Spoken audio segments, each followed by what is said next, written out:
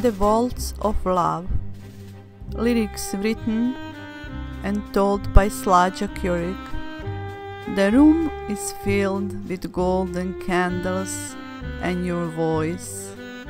Outside, the night is making a strange noise.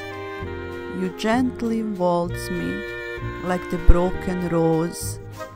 Picking up what is left of me, you mend me piece by piece.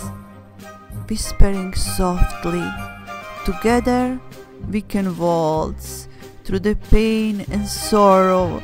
Just give me your hands and follow. And you waltz me without beginning and end. Like two swallows lost in the life of thorns and hollows, we fly and we fall, still dancing the waltz of love that is mending my broken soul. Valcer ljubavi. Stihove napisala i govori Slađa Ćorić. Soba je ispunjena zlačanim svijećama i tvojim glasom. Vani noć stvara čudnu buku. Nježno me okrećeš u ritmu valcera kao slomljenu ružu.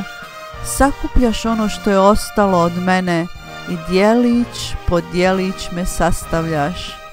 Šapućeš nježno, zajedno možemo otplesati kroz bol i tugu. Samo mi daj ruke i slijedi me.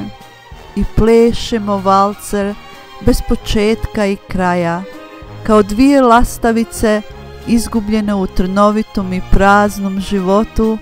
Letimo i padamo, još uvijek plešući valcer ljubavi što slomljene duše liječi.